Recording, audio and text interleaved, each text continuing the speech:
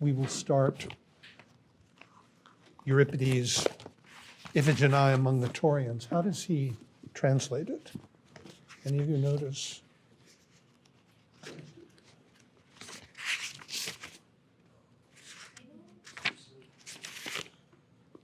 Oh, good. He does it right. So almost everybody translates it Iphigenia in Taurus. Goethe writes a play called Iphigenia in Taurus, translated out of the German. And what's interesting about that is that they all assume that there's a city, a place, named Taurus. But in fact, the title, Aeschylus's title, says Iphigenia among the Taurians, and so you're left to wonder what the status is of the place where Iphigenia is. And that turns out to be very important for the play as a whole. So you should read, as usual, the whole thing, so you have a sense of what happens in the whole. And I think we'll get through less than 100 lines the first day. We'll spend 4 days on this play and then 2 days on, what's the other one? Somebody tell me. The Hippolytus, and then we're done. We're that close to the end. But today we finished the Bacchae.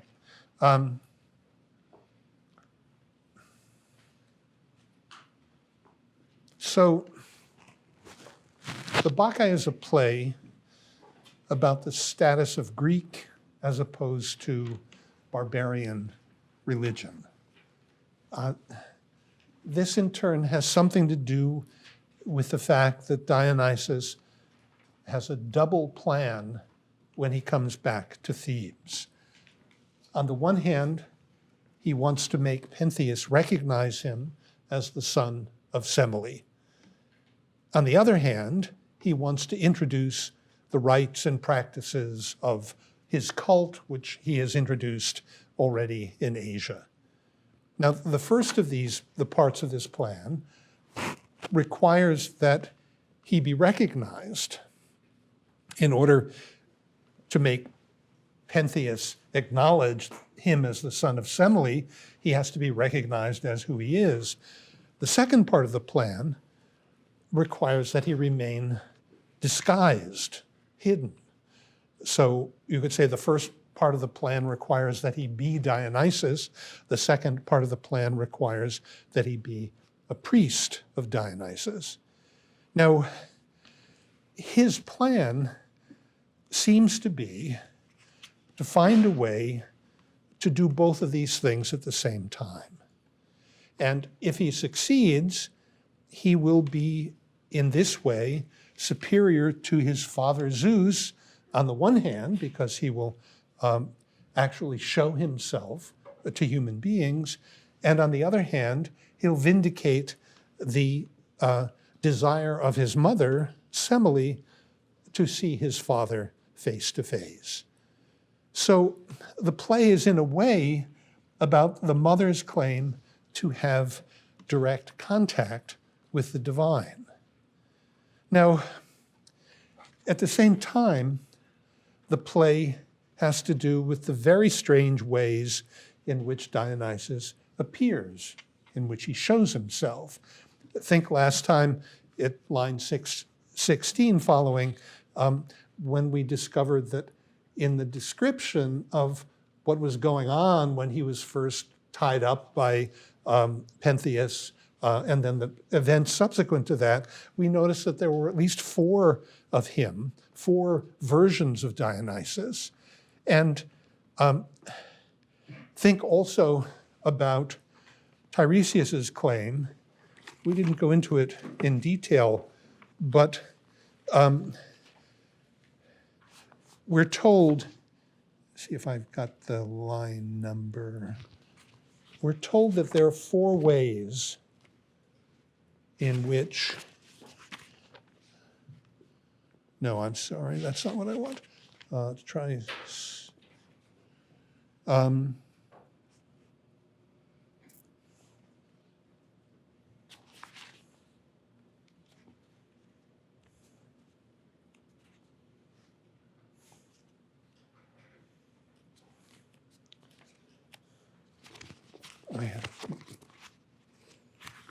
here we are.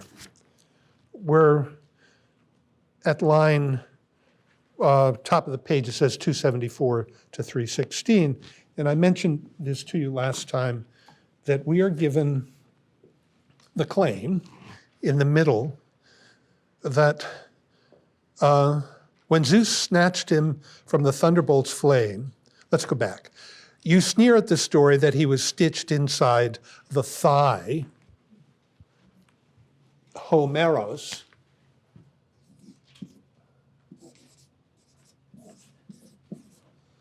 of Meros, actually, the thigh of Zeus. I will teach you the true interpretation of that. When Zeus snatched him from the thunderbolt's flame and brought the infant god to Olympus, Hera wanted to cast him out of heaven. But Zeus contrived a counter device as a god might. He broke off a portion, a piece, meros. It differs only short e rather than long e. A portion of the earth, enveloping sky, and gave jealous Hera not an incorporate, he's trying to do the pun, but you really can't, gave Hera a hostage, a homeros, whoops,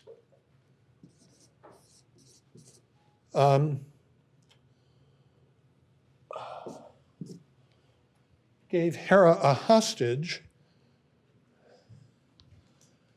of the earth, a hostage of Dionysus. But in time, the word got changed and said the child had been incorporated, had been made a part of Zeus. So they made up the story that he had been snatched, he had been stitched inside Homeros of Zeus. Now, what's interesting is this. If we're paying attention, we notice that there's something else going on here. Homeros is the name Homer.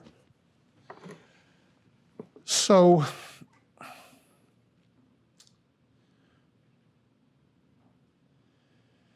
there's some connection between the birth of Dionysus and poetry.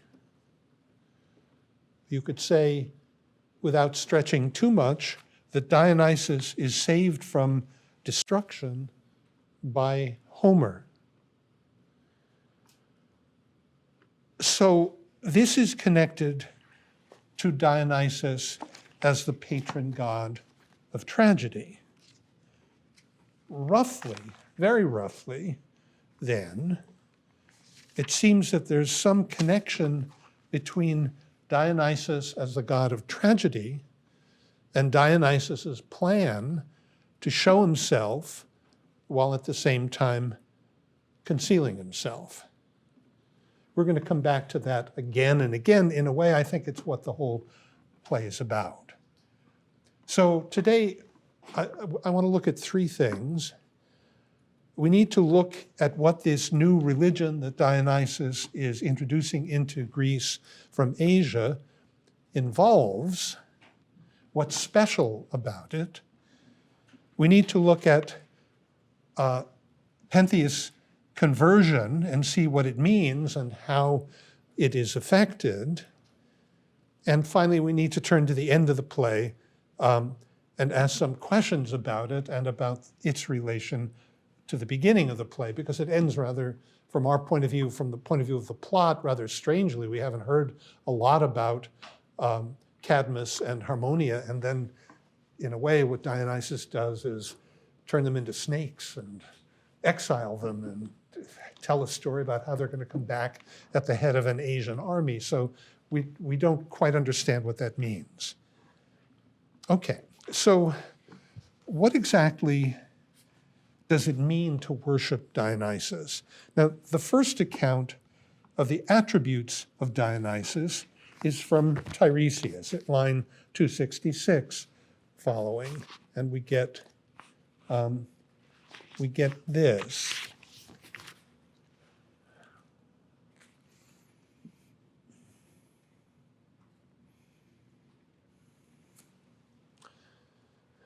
Give a wise man a good theme to talk on, and it's easy enough to speak well.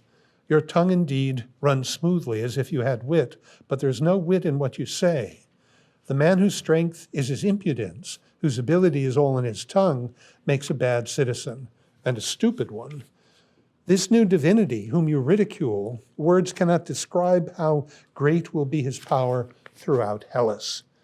Mankind, young man, has two first things. Goddess Demeter, the earth, that is, call her whichever name you will, who sustains men with solid food, and this son of Semele, who came later and matched her gift. He invented the liquid draught of the grape and introduced it to mortals.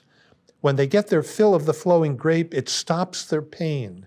It gives them sleep and forgetfulness of daily sorrows. There is no other medicine for trouble.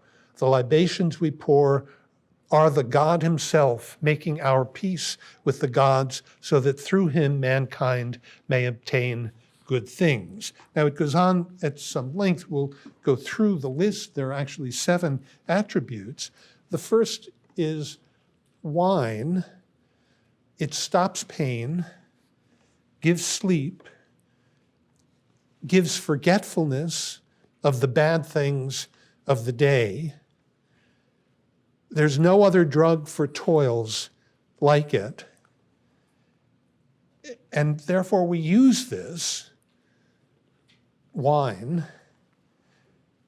that is, this God, having been born, is poured in offering to the gods so that on account of him, human beings have good things. So we're told, in effect, that Dionysus is responsible for the link between gods and human beings, and he's responsible for it insofar as he allows human beings to lose sight of their immediate pains, of their immediate troubles. So that's the first attribute. The second is the story about how the myth came to be of Dionysus as having been sewn away in Zeus's knee, the one we just went through in terms of the punning. This story about Dionysus is apparently due to the inability in human beings to hear the difference between Homeros, with the accent on the final syllable, and Homeros, so thigh on the one hand and hostage on the other hand. So you could say the story originates because of our inability to see that one sound can yield 2 meanings. The story originates because of our inability to see double. Dionysus, therefore, we're looking at trying to understand what his traits are. Dionysus seems to have something to do with seeing double. So if you jump ahead to line 918 following, we cited this, I think, last time, bottom of the page. I seem to see 2 suns and a double Thebes, 2 7-gated cities, and a bull is leading me on. You seem to be a bull with horns growing out of your head. Were you ever an animal? Certainly you have the look of a bull. So the first thing is wine. The second thing is, interestingly enough, something that sometimes is a result of drinking wine, double vision. Third thing, Dionysus is a seer, a mantis. He is a prophetic God, your translation says. He possesses human beings and makes them able to see the future. Fourth thing, we're told he's responsible for panic. Cross out the parenthetical remark. This is also a sort of madness sent by Dionysus and his follower Pan. That's not in the original. That's your translator trying to make sense, although obviously the etymology of panic is connected to the god Pan. So Dionysus is responsible for another kind of madness, for panic, understood as a groundless fear that ends up being the cause of the very result it's fear of. So you become afraid without reason, and the consequence is that you behave in such a way as though the thing that your panic makes you afraid of is really present. So you could put it in this way: Dionysus is responsible for an illusion that's so powerful that it guarantees that it will become the reality of which it's the illusion. Then we're told a time will come when you will see him even on Delphi's rock. On Delphi's rock seems to suggest that the fifth trait of Dionysus is that he is eventually going to be the power among the gods. Sixth, not even Dionysus can compel women to be chaste. He's not, as he's sometimes thought to be, the cause of sexual license. He doesn't prevent it, but he only allows what's already there to emerge in human beings. And finally, we're told, you take pleasure when a multitude stands at your gates, and so on. He, like Pentheus, delights in honor. So what have we got? Dionysus is a god of illusion, although Tiresias in his account doesn't make this connection.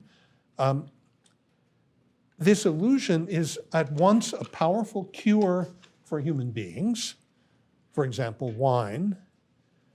It allays our fears and our pains, and at the same time, a great danger for human beings.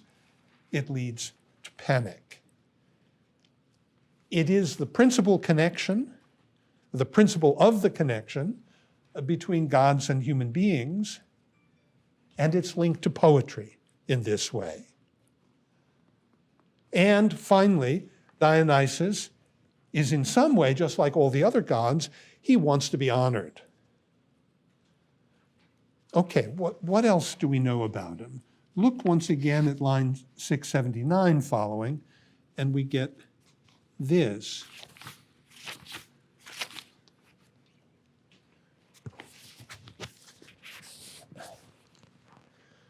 This is the herdsman. Our herds of pasturing kine had just begun to ascend the steep to the ridge. At the hour when the sun shoots forth his rays to warm the earth, I saw 3 bands of women dancers. Atanawe was the leader of the first chorus, your mother Agave of the second, and Ino of the third. They all lay in the sleep of exhaustion, and so on. So his followers divide into 3 choruses, each chorus led by one of the 3 remaining sisters. What happens after that is that there is a collapsing of the distinction between among the various kinds of animals. So human mothers are seen to nurse various animals. Then, after that, we're told the earth itself generates milk and other nourishment.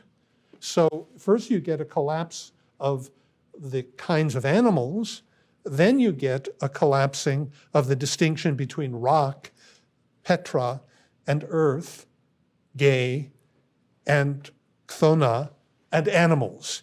So first, no distinction among the animals. Second, no distinction among the physical beings. And finally, the whole account culminates in this rather miraculous story about the dancing mountain. So you could say that according to this account, everything becomes one. Everything becomes the same and alive. Now, once they become,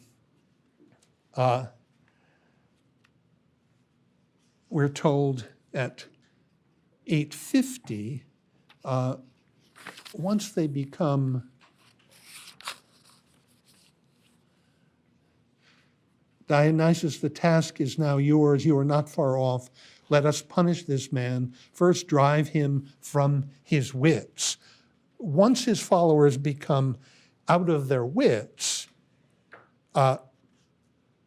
they rend heifers into pieces and eat them raw. They pillage homes.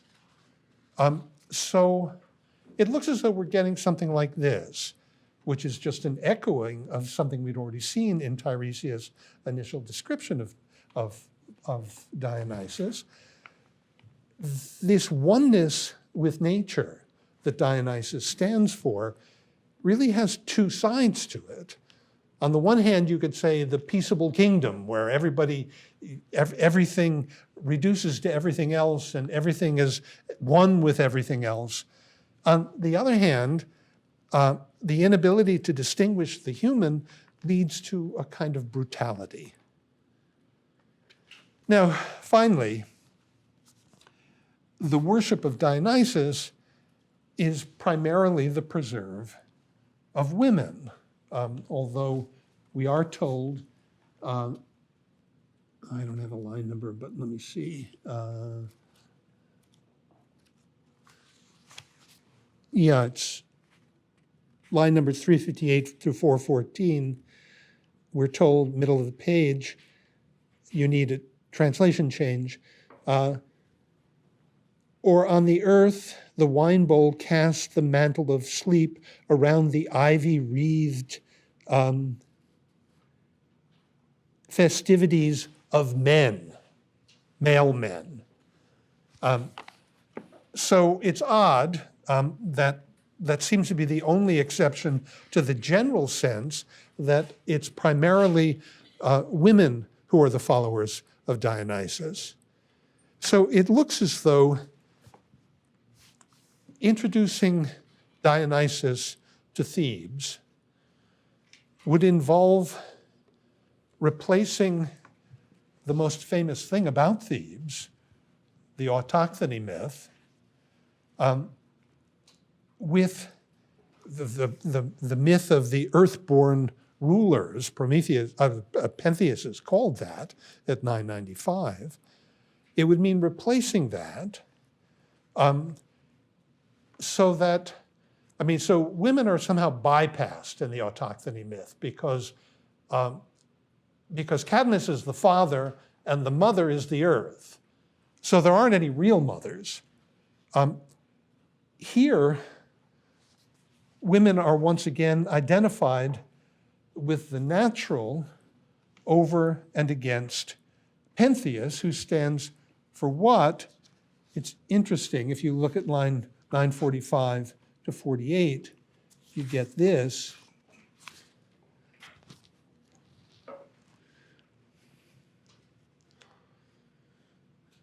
That's not what I want.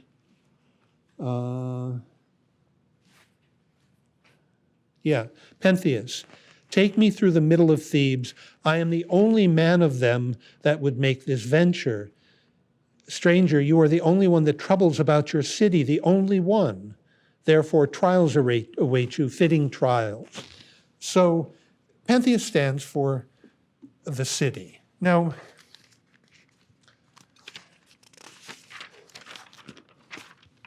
some problems with this view.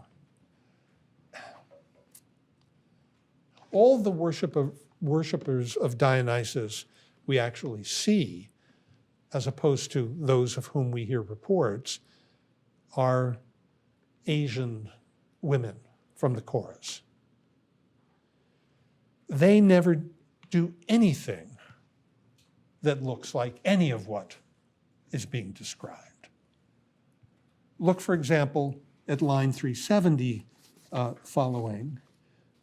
In the first Stasimon, we get this. Holiness, holiness, Queen of heaven, as you turn your golden wings earthward, do you not hear these words of Pentheus? Do you hear this unholy defiance of Bromius, Semele's son, the god of lovely garlands and good cheer, the prince of the blessed ones?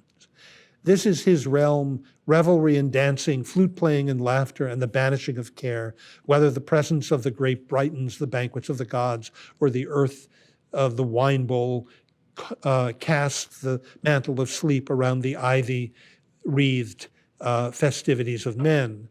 Of unbridled lips and lawless folly, the only end is disaster, but the quiet life of wisdom abides unshaken and sustains the home. For though they dwell remote in the sky, the sons of heaven regard the affairs of men. Knowledge is not wisdom. Thoughts too long make life short. If man in his brief moment goes after things too great for him, he may lose the joys within his reach. To my mind, that is the way of madness and perversity. They sound pretty common, ordinary. Put this together with the constant references to what they do as lawful. A little further on, the chorus say, let justice advance in plain sight, advance sword in hand, to strike through the throat, to slaughter the godless, the lawless, the unjust man, the earth-born son of Achaean. So they're relatively tame. And that makes it look as though Dionysus is just an ordinary god. Well, what then about his new converts? They seem to be a little crazier than that. The sisters of Semele and the rest of the women in Thebes. What's absolutely crucial in trying to understand the play is to remember that this is explicitly, according to Dionysus, a punishment. Their behavior is a punishment. These women did not acknowledge that Semele had slept with Zeus, and they're being punished with madness. That on line, as early as line 32. So what's happening in the mountains isn't the goal. It's a punishment designed to get at Thebes, which means ultimately the men of Thebes. So let's then look at what happens when Pentheus converts. His first response to the rampage of the Theban women is what? He says, line 78 following, send in the heavy armed soldiers. So the first response is to try to settle it by force. Then Dionysus convinces him not to do that. But why is that important? Wouldn't the miracle of the defeat of the heavy armed soldiers be all the greater than the miracles that have already happened? So you could say Dionysus's plan seems to imply either Pentheus armed is in fact protection against conversion, or Dionysus recognizes that no matter how great the miracle, Pentheus is never going to be impressed by anything that he does. The question is whether these two possibilities aren't really the same. So Pentheus's armor, on the one hand, he's presented to us as the only active male citizen of Thebes. Dionysus has said that he's the only one who cares about the polis. Pentheus is, in a way, the representative of the city. His armor is, in turn, almost a magical charm against enchantment. So when he first gets frustrated with Dionysus's claims that his armed men will be defeated, the first thing he does, line 787 following, is call for his armor. So Pentheus's view of what's appropriate, of what's noble, conventionally appears to protect him from Dionysus's power. Okay, then what happens? Why doesn't that protect him from Dionysus's power? What is the beginning of his undoing? What's the beginning of his disarming? Look at line 810 following. We get this.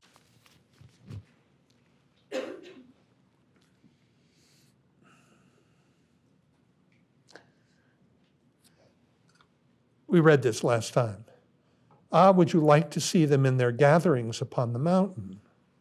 Very much. Aye, and pay unaccounted gold for the pleasure. Why have you fallen into a great eros? Though it would pain me to see them drunk with wine, yet it would please you to see what is a pain to you. Be sure I would if I could sit quietly under the firs. Okay, so on the one hand, this really does point to a kind of prurience on Pentheus's part. He is officially, Euripides isn't the first one to do this.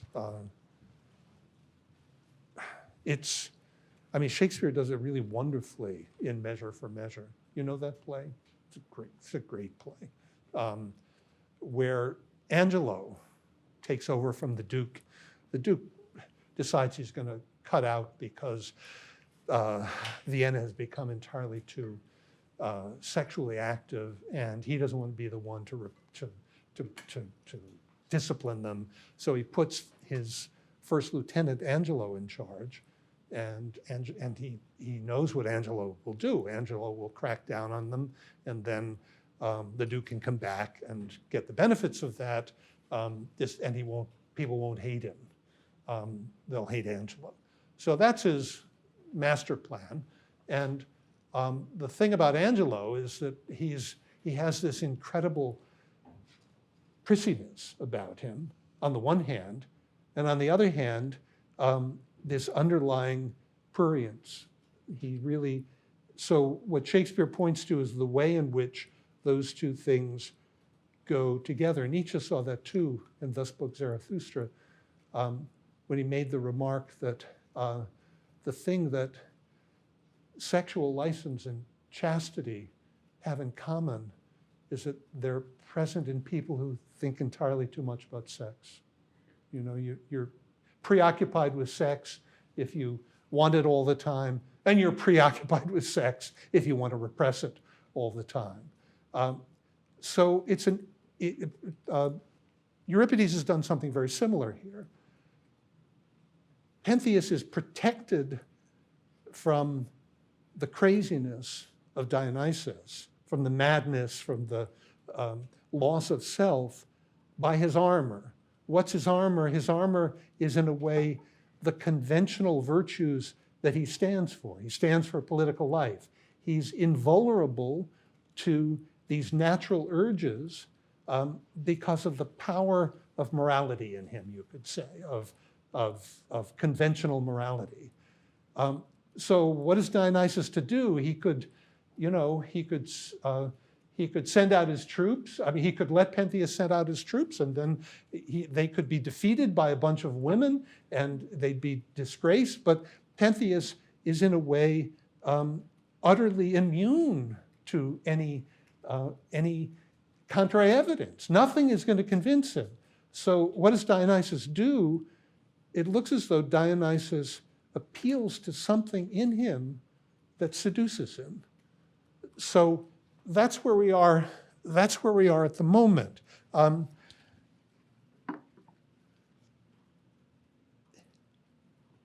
You could say Dionysus appeals to a natural element in all of us that no amount of civilizing can utterly drive out.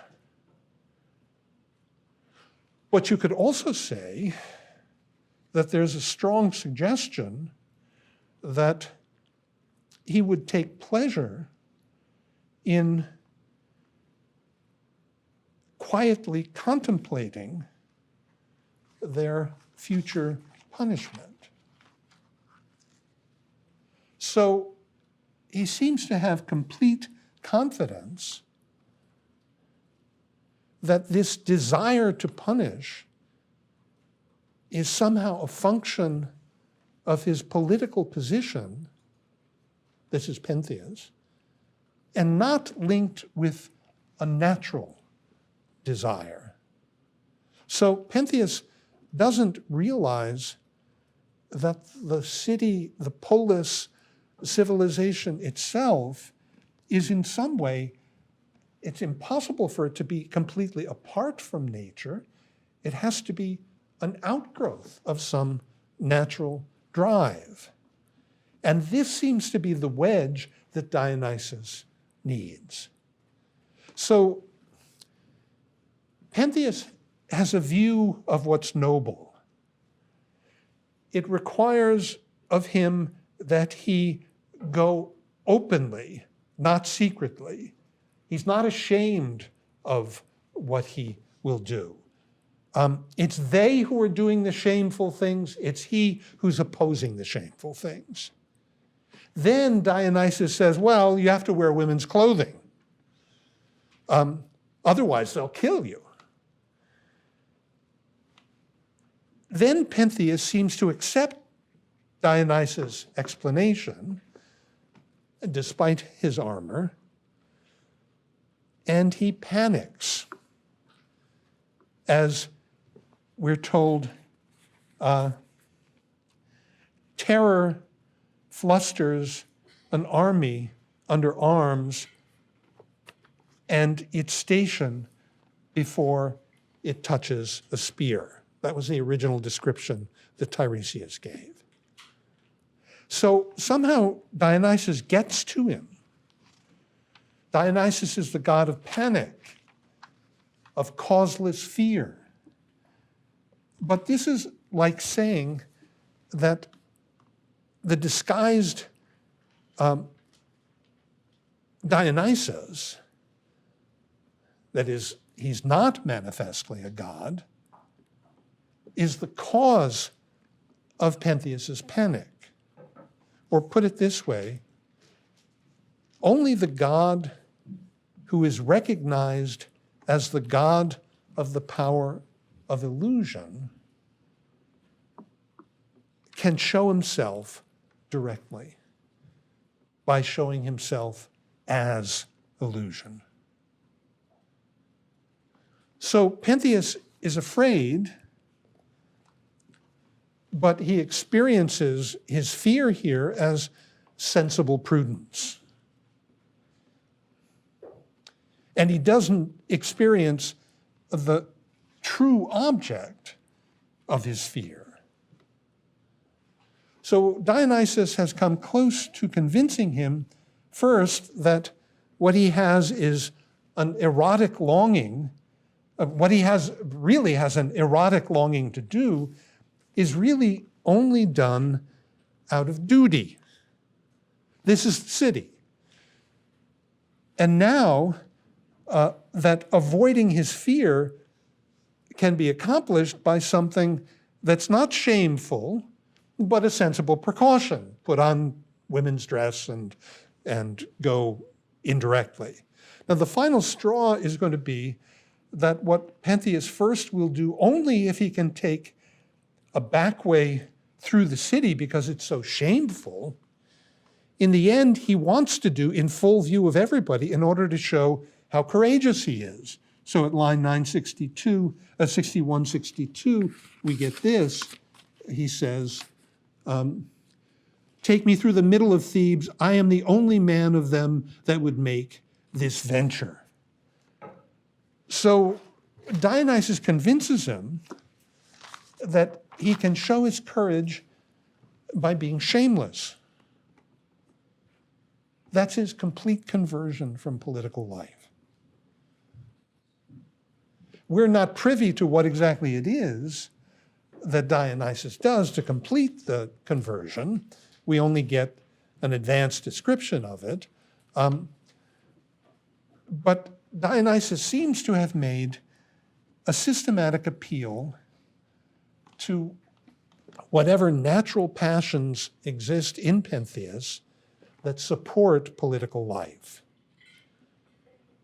He makes that appeal so as in some way to turn these passions against the political. So Pentheus' sense of the noble, certain things are beneath him.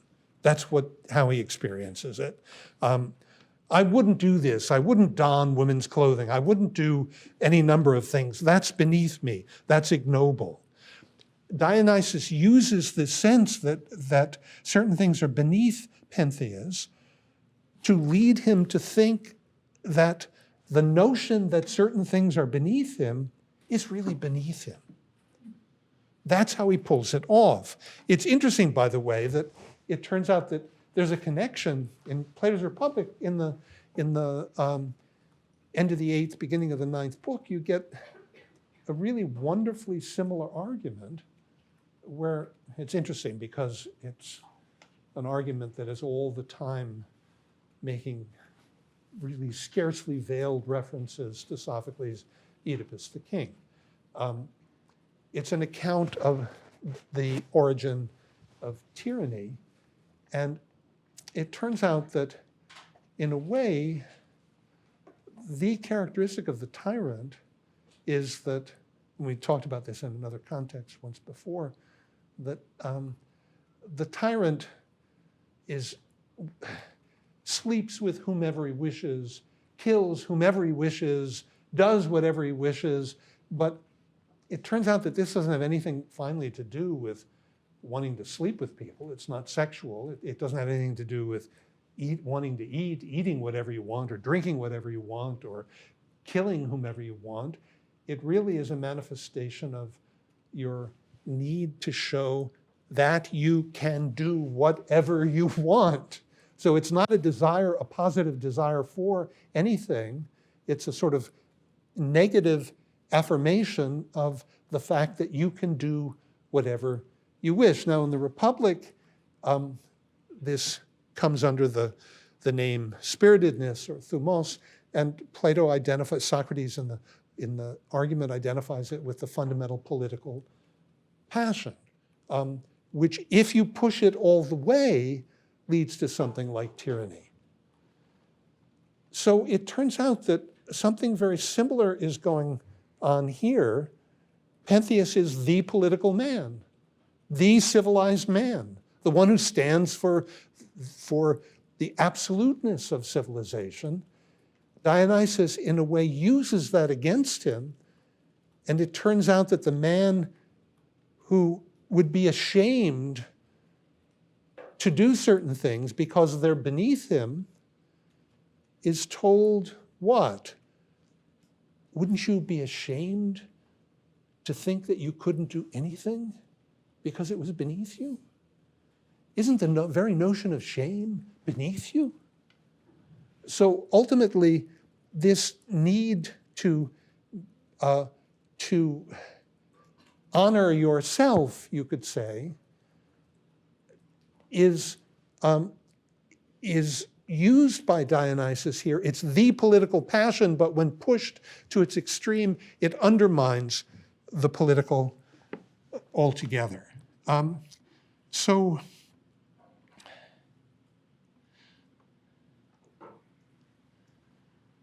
the final irony of all of this is what? Dionysus ends by calling Pentheus Denos.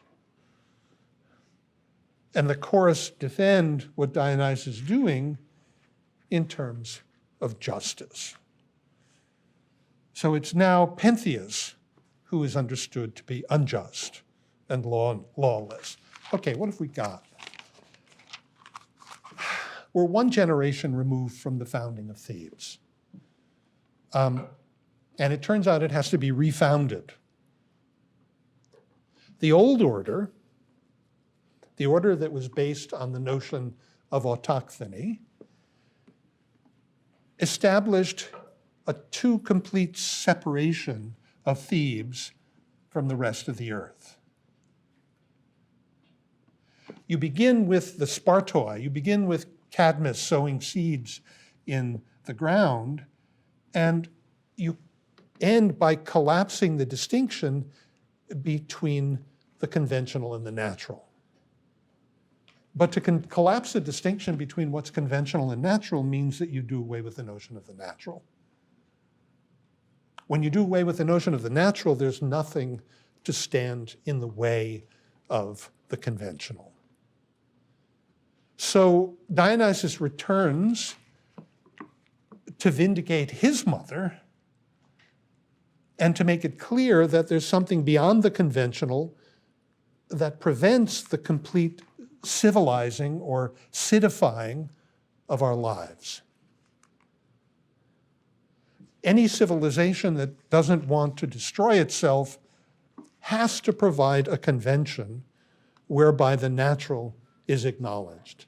So we come back again to the Eumenides and to the grave of Oedipus.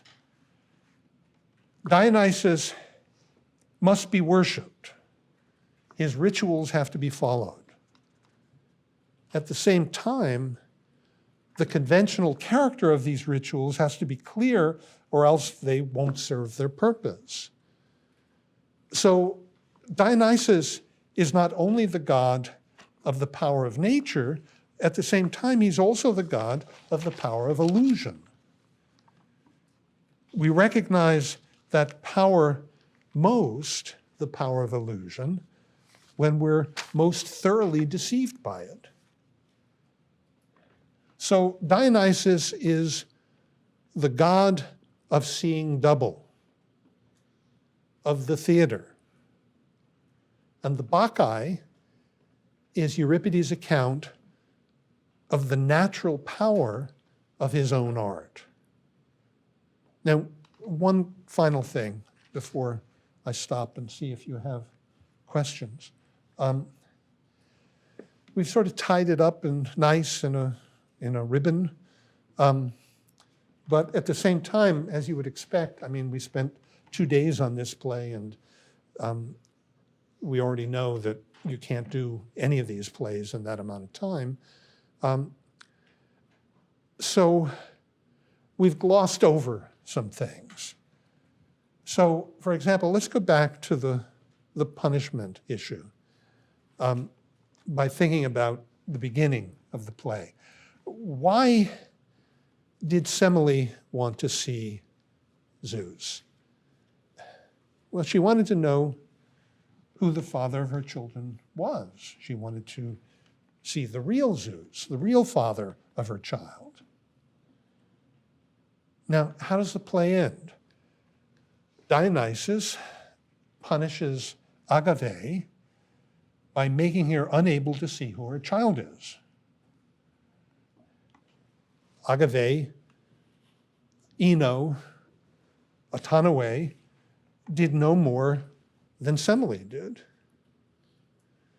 So what does this mean, this doubt about the identity of your children? This is the position that all males are in all the time. Only the female, the woman, the mother, can know who her child is. The man is always, for the man there's always a doubt, it's always indirect knowledge. But the interesting thing is that when there are gods, invisible gods, what's always naturally true for men now becomes a problem as well for women. You don't know the child because the identity of the father is fundamentally unknown to you. The existence, the very existence of God somehow leads to a rift between mother and child that is meant to complete the politicizing of human life. Thebes is the example of the complete politicizing of human life. This is what it's being punished for. The women are somehow at fault for not holding out. So the Bacchae has something to do with the dispersal of the polis, the city, that was founded in a fundamental rebellion against the natural. Cadmus and Harmonia are going to become snakes. They're going to become what it is that Cadmus initially vanquished. Autonomy kills her son and is exiled. They seem to be the real targets. Pentheus is only the instrument. So they're punished. Pentheus, the polis, is from the outset simply to be destroyed. He never realizes he's being punished. So it turns out that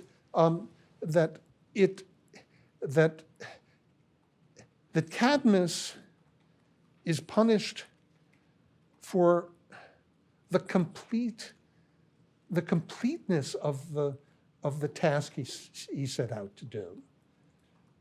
And his daughters are punished because of the failure to support their sister Semele.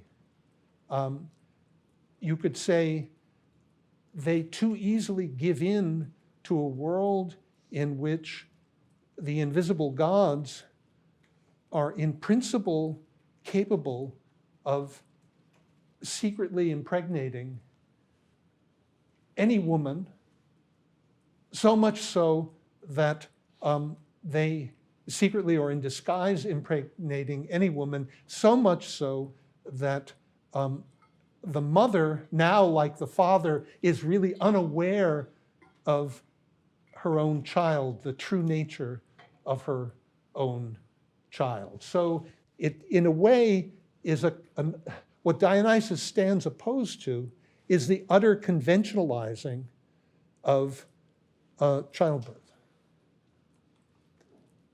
given the power of the gods. So it looks as though Dionysus, in his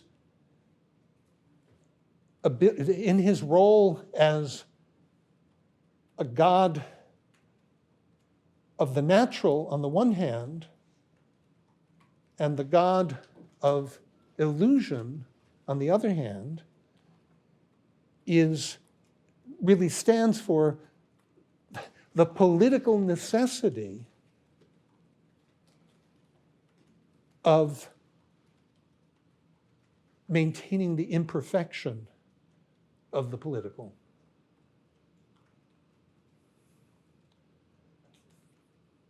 Pentheus is too good for his own good.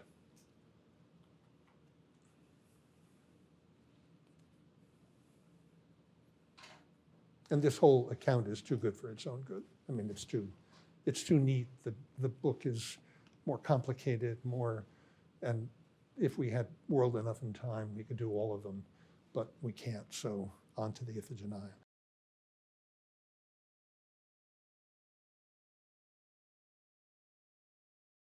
what Dionysus makes clear is that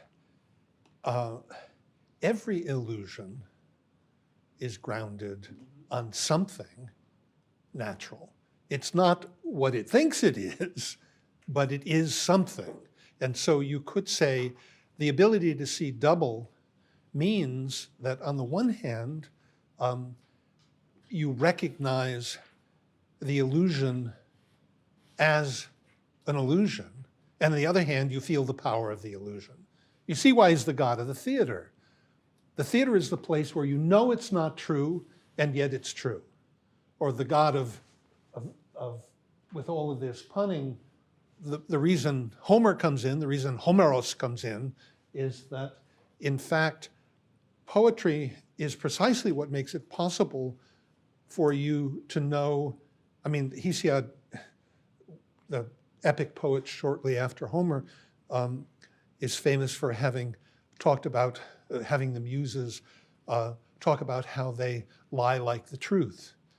So poetry lies like the truth.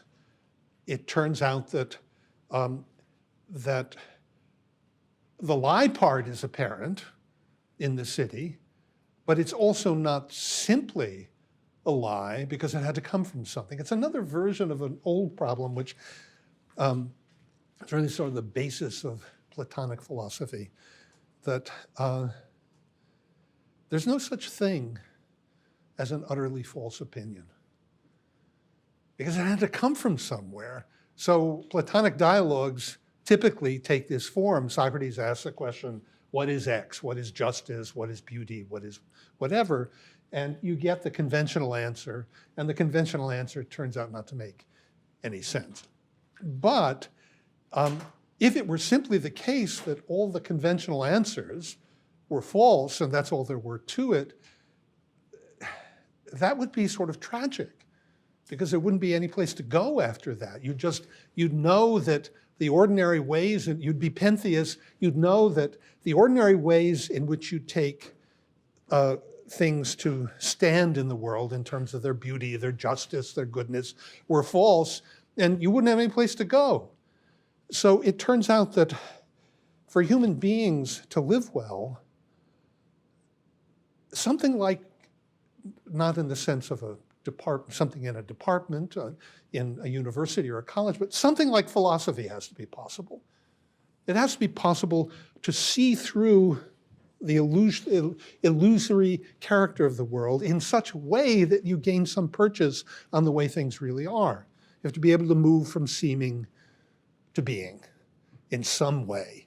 And it turns out that that is possible because illusion is never simply illusion. It is grounded in something. It has to come from somewhere. So characteristically, Platonic dialogue takes somebody's false opinion and pushes and pushes and pushes until you see, oh, I see where that came from.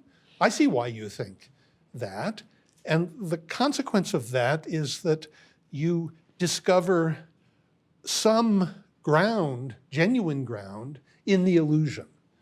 Now, what does that mean? Well, it means that only the God who is the God of illusion can be looked at directly without burning up.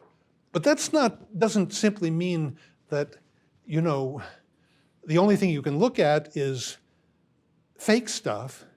It means that the realization that something is fake is a strange, inverted way of understanding what's true.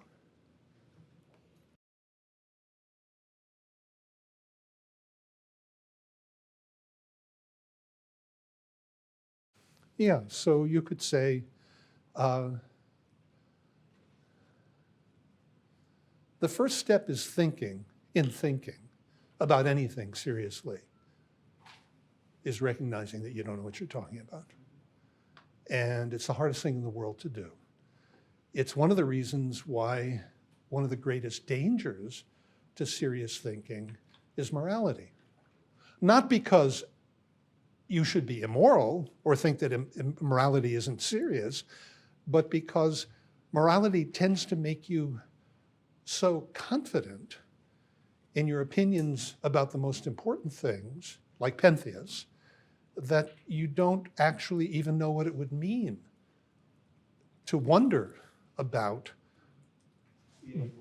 what it would mean for them not to be true. So it really is the case that you need to be very, very careful about moral indignation. It almost always goes with failure of thought. Doesn't mean you don't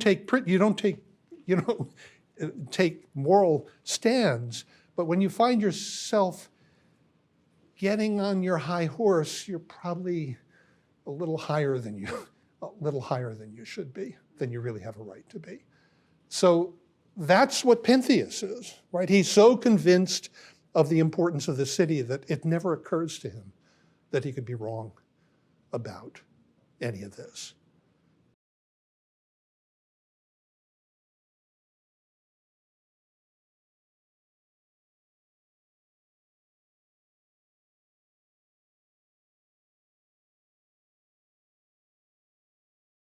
That's interesting. I think that you put the problem, if I've understood what you mean, you put the problem this way, that you could write this play in a way without making him a god at all and have him come back as an angry hero, angry at the fact that his divine ancestry is not being acknowledged, and that that's a slur on his mother's good name because it just makes her look like she's somebody who got pregnant out of wedlock and she's using this as an excuse to get out of it. That's what actually Cadmus suggests. He says, listen, this is as good a story as any. At least this takes the shame away from us. So you could rewrite it in that way, and you'd have a different play. It'd be interesting to think about what the play would look like. But I think your point is, this is different. This is a different case because this is a being who is claiming not just to be the offspring of God, not Achilles. He's not claiming to be an Achilles. He's claiming to be a god. Even Achilles didn't claim that. So then the question is, why is the myth constructed this way, and why did Euripides adopt it in this way? And it looks as though it has something to do with the peculiar kind of God that Dionysus is, or claims to be, so that I think the way to begin thinking about it would be this, that if he's the god of illusion, the god of seeing double, the god who appears on the one hand as his own priest, and on the other hand, in the background, there's something else at work that transcends these particular manifestations. There is, in a way, the suggestion that his doubleness is really the characteristic of authentic gods. I mean, of all gods that appear to human beings, whether they understand it that way or not. Or you could put it in this way: how interesting it is that you have this whole pantheon of gods, and they're all anthropomorphic. So this is, in a way, an explanation of what's true of all of them, but what sort of passes unnoticed, that they're all God-men. And that combination is both necessary and problematic. Now, this is why this play, by the way, has incredible importance. It's strange as it seems, given who he is and what he's the god of. This play has incredible importance for the Christian tradition, where it turns out that you have a different version of the problem. Christ is that version. He's simultaneously God and man, and the suggestion seems to be that that's not an accident, but a necessity. I realize that most powerfully, I taught this course many years ago and taught this play, it must be 15 years ago or more even, and Bill Schulenberger sat in on course for the entire, it was a year course at the time, actually. And it was in conversation with him when I saw how profound this connection was, because, of course, from the point of view of a practicing Christian, he saw this immediately. So it's structurally, the similarity is extraordinary. The difficulty is figuring out what to do with the difference between the God who dies on the cross on the one hand, and the God who is the God of theater and drunkenness and so on and so forth on the other hand. There's obviously something very different going on in terms of what the understanding of the significance of this double vision is. But about the necessity of the double vision, it looks as though they're really in complete agreement.